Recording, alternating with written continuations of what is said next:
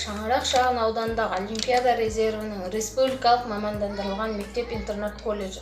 Бүгінгі жастар күнімен шын жүректен құттықтаймыз. Қазақстан Республикасының көркеюіне, шыңдалуына өз үлесімізді қосайық.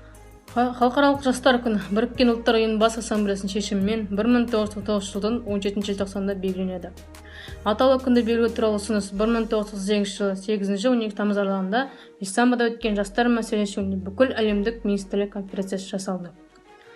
Халықаралық жастар күні салтанатты түрде тұңғыш рет 2000 жылдың 12 тамызында атап өтілді. Бұл күн Біріккен ұлттар ұйымының бекітуімен дүниежүзі бойынша жастар жөніндегі бағдарлама таратуға арналған әртүрлі шаралар ұйымдастырылады. Бағдарламада білім ғылыммен қамтамасыз ету, жұмысқа тұрғызу, кедейлікпен күресу, денсаулық сақтау, қоршаған орта, есірткі тасымалдау мәселелері қамтылған. Жастар күні мен дүниежүзілік бағдарламаның негізгі мақсаты мемлекеттік пен үкіметтің назарын жастарға аудару. Олар құртушы емес, жаңаша пікір білдіріп, жаңаша заман құрушы екендігін көздерін жеткізу. Сонымен қатар, бағдарлама шешуін таппай келе жатқан мемлекеттік мәселелер жастарды араластырып, бірлесе шешуге шақырады.